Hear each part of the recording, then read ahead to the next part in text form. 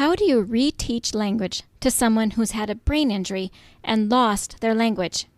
Today's guest does a fantastic job to describe how she taught her brother to speak, read, write, and comprehend again after a stroke. This episode is inspiring and educational on how you can build confidence and encourage, as well as build in joy. This episode is for anyone helping somebody speak, read, write, and comprehend, even if your kids are small.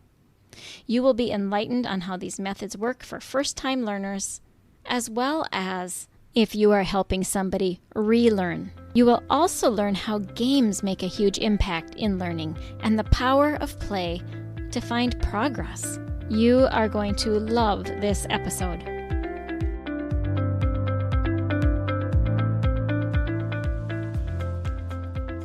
Does your child have a speech-language delay and you really want them to talk? Do difficult behaviors derail home life and you know the frustration is a communication struggle? Does your child see a speech therapist and you wonder, what do they do and how can I help? If these or similar questions are in your mind, this podcast is for you. Hello, my name is Dinalynn Rosenbusch. I am a speech-language pathologist that has worked with children from birth to 21 for 3 decades. And in my classrooms, I see you wanting to connect with the heart of your child, but their speech and language skills create a barrier. So if you have a kiddo that has difficult behaviors, needs to expand their language or learn to say speech sounds, and maybe even receives speech therapy, stay tuned, because in this podcast, you will learn how to use your daily life as a tool to communication practice and how to do that practice. You will become confident knowing you are making the difference you want to make. And you will hear success stories of parents who have navigated these struggles already. We'll do this all while focusing on building deep, meaningful connection and confidence in your kiddo. So grab a cup of coffee along with a notebook and pen. It's time to speak in the way your child's brain understands. And that is the language of play. Welcome back. Before we get started with the episode, I want to talk to you, those of you that have been considering whether or not you want to get coached and yet you haven't acted on it. Many parents say to me, I can't do it myself. I want to say, that's not true. You're teaching your children every day, all through your life. So what if you could become aware of what you already do that works? And when you become aware of how they learn from you, you could then be intentional about what you decide to focus on. And this is where I help. There are many things our kids need to learn. And I can help you prioritize which skills to work on now so that the current struggle is addressed and the gaps in your foundational or their foundational learning gets built. And I give you specific strategies to work on and come alongside you as you move step by step in their speech, listening, and language development. If you've been riding the fence about whether or not to sign up for coaching, don't sign up. Just email me. And we will schedule a time when we can talk and we can determine if this is a fit. And then you can make a decision. So email me at hello@thelanguageofplay.com and I look forward to hearing from you. Now let's get into this pre-recorded episode with Zorina Pritchett. Hello, listeners. Today we have Zorina. She is the founder of ZoChey, and that is a company where she crafts engaging, educational, and quick play card games for kids. She wrote a children's book titled Dancing Teardrops, which is pending release in January of 2025. Zorina's most notable achievement is being the caregiver for her brother following his brain stroke, which required compassion, resilience, and determination to help in his recovery of cognitive impairment and aphasia. Zorina, welcome. Welcome to the language of play. And it sounds like you are such a good match because here you have games, you have stories, and you also have had to teach somebody how to learn to communicate over again. That is correct, Dinalynn, and thank you for having me. It has truly been a journey that I look forward to sharing with your listeners. Ah, yes. Well, let's start with that journey. Tell us about your brother and I want to make the connection between what does helping your brother after stroke have anything to do with teaching children how to talk? Make that connection for us and go ahead and tell us your story. So, in December of 2019, the day after Christmas, my brother had a brain stroke, and it left him not being able to speak. He lost part of his memory. So I really had to rebuild, I call it rebuild him. I had to try to do things that will regain his memory, teach him how to speak again. And let me tell you, I know how frustrating that is when you're trying to teach them words and actions and everything, because at first, I'm looking at this adult person that's really childlike. So it's almost like revisiting when I was teaching my own son when he was a small child. And I say that with the patience because sometimes they may not get it, but we have to just have that resilience and that compassion to let them take their time to get the words out and to understand what we're trying to say. And that's what happened with my brother. And I think it's probably the same experiences that some parents have when working with their children who have problems communicating. I imagine so, because the idea that somebody can't speak because of a brain injury or somebody can't speak because of a disorder of language, the techniques that we use to regain or to gain often Mhm. can be the same. Tell us some of the techniques you used.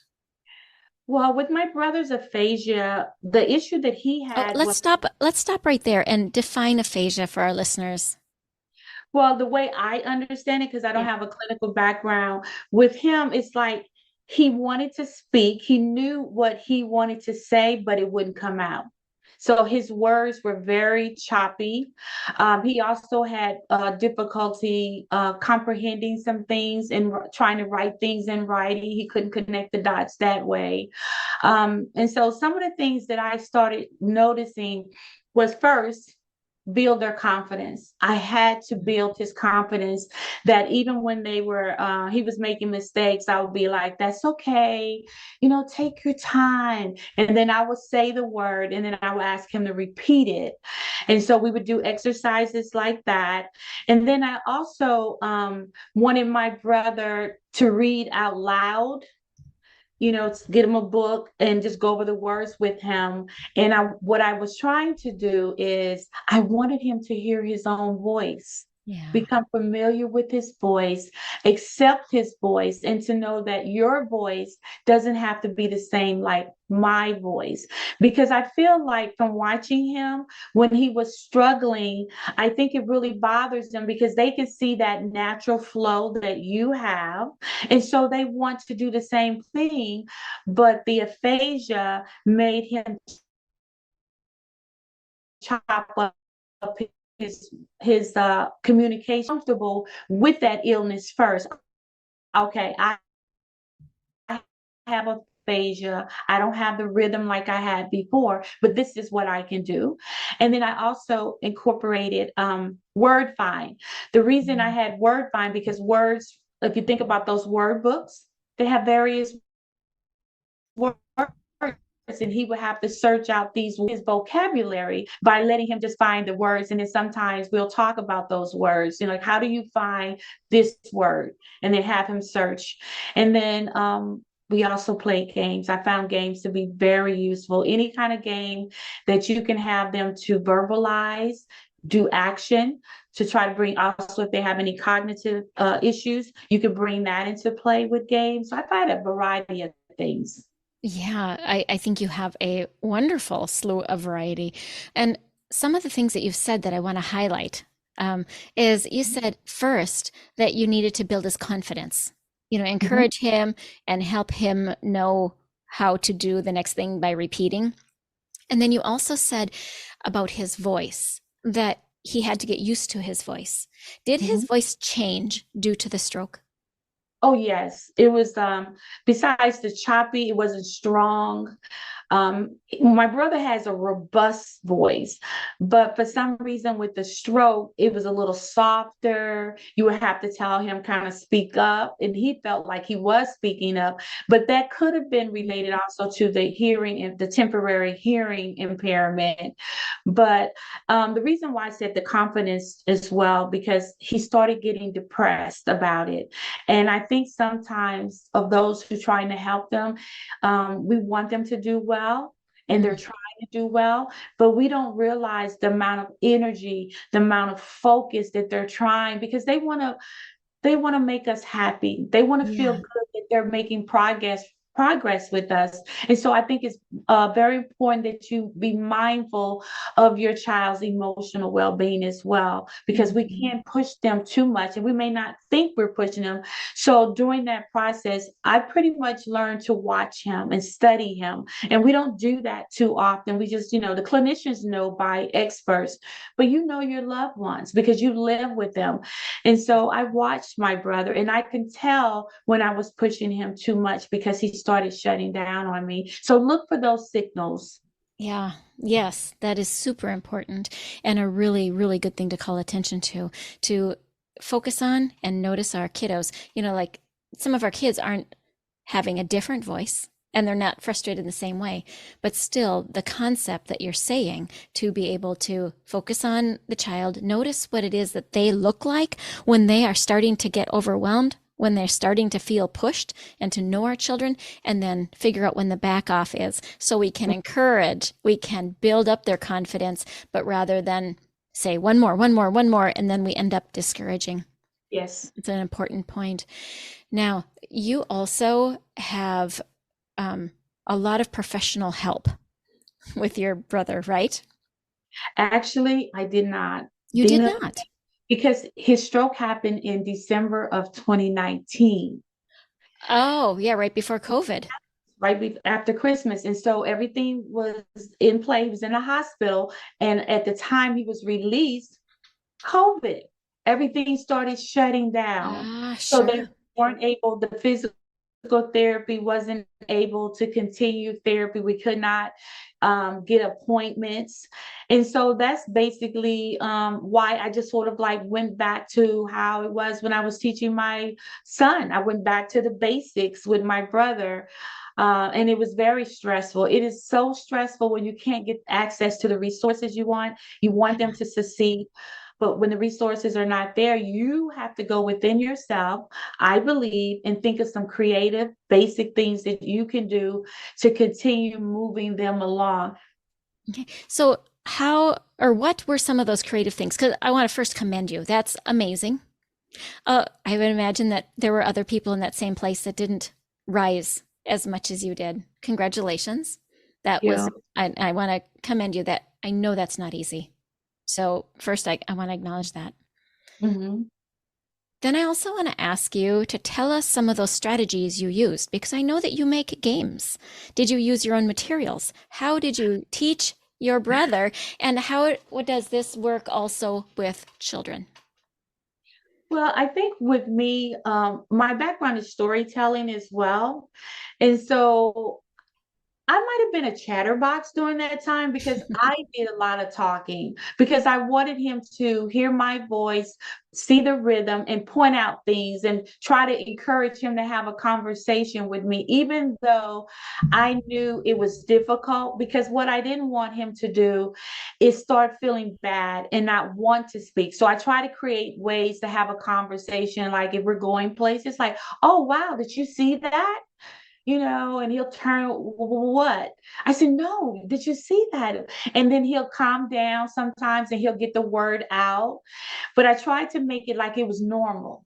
I tried to normalize it during the transition. I think that's very important from my perspective, that while you're trying to work with them, make it seem normal so they won't feel like it's something bad. And so I did that. Always trying to make the conversation normal, even though I didn't understand him. And then the gameplay. When I started creating games, I noticed that he had problems identifying his left and right, what the word give and take. following directions, and color recognition. And so I use my own game to use it as a learn. It's like, oh, this word says give. Do you Yeah. know what we're supposed to do with this word? And he'll look kind of complex because he had the comprehension problem too. And then I say, you're supposed to give it to the other person. So let's say the word give. And so we would do that, openly say what the rules were out loud to reinforce it. And it's very interesting that even today we can play the game. He still kind of forget, but after he plays, he always say the same thing. I really like it. Why do you like it? Because it causes me to use my brain and to stay active. Another thing I mentioned earlier is finding words. I kind of spewed that out earlier, but that was another creative word to try to build his vocabulary, which is something my brother does today. He'll spend hours looking at words. I wanted him to also retell stories, tell him stories and stuff. I encourage him to read out loud. It's something about reading out loud. He was very reluctant to do that because I think not knowing the words having coming to him. But let me tell you something I noticed that was amazing.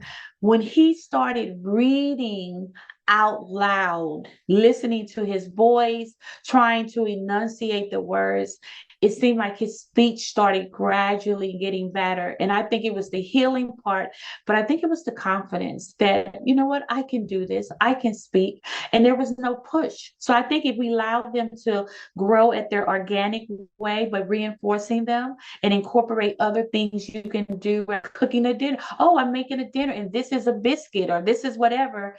Can you say that? Just find ways to do that. I love that. I love that. I love that. That is so good. Yeah, when our children are learning to read, fairly often that script can help them remember how to say certain sounds too, because kids come differently to different skills. And so Mhm. for a kiddo that's having a really hard time learning to speak, sometimes when they're learning the written portion, that can reinforce and help the speech too.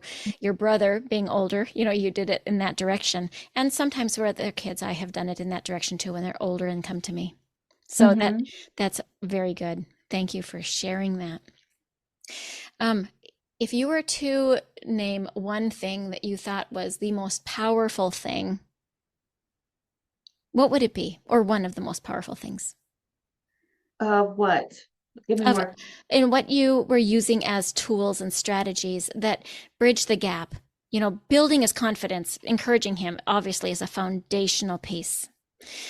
And if you were to think about the things that you used, the things that you did, what do you think was like the most effective for you and your brother? Actually, the most effective for both of us was playing games. I'm gonna tell you why. Good. Because I I, expected you to say that, actually. I really did. I expected that was and going to be the answer because it's and true. We learn through play, don't we? yes, and I think the reason being is because taking care of my brother, it was very frustrating. I just didn't have the resources. I didn't have the background. I didn't know what I was walking into. I knew I wanted him to speak and have a life again. I just didn't know how to navigate that. So, as I work with him in other areas, playing games was a chance for me to relax and have fun with him and not make it always so focused about the learning, but incorporating the learning with the game that it wasn't stressful. Because to see him having fun and myself having fun, I felt like both of us were able to just let our guards down and connect with each other in such a fun way.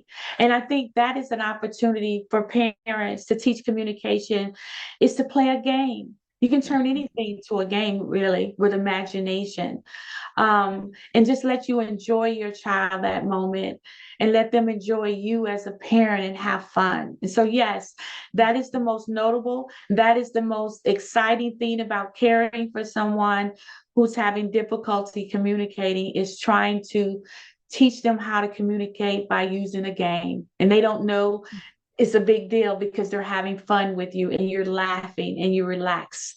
Yeah. A quote I heard, and I wish I knew who said it, was they will have so much fun they don't know they're learning. Yeah. It's kind of a mantra that I've had while I taught too for many years was like, I just want my students to have so much fun while they're learning because I know that when our brains are in that relaxed state, just like you mentioned, then they can learn. Our brains learn better in that state. So That is if, true. yeah, if we can teach while our children don't even know they're learning, it opens their mind to learn more. And that is so great. Now, there's one other part that I want to touch on, and that was you told me about a granddaughter that put down her phone and enjoyed the game together. Can you tell me about how the games you're doing that isn't a technology kind of game, it's card games, it's physical, I'm with you in the present kind of games, not two-dimensional, but it's three-dimensionally involved, right? So Yeah. tell me the impact that you have seen with the use of playing your games and what kiddos do with the tech in their hands and what they've said about parents.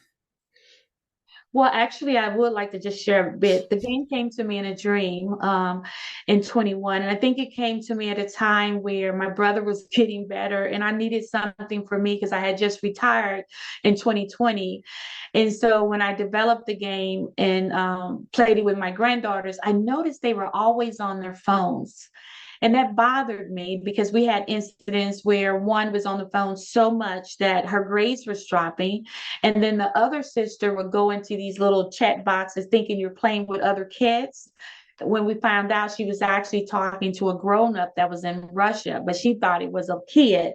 And so that disturbed me. But when I introduced them to the game, because it's quick play, I want to simulate that stimulation they get from digital.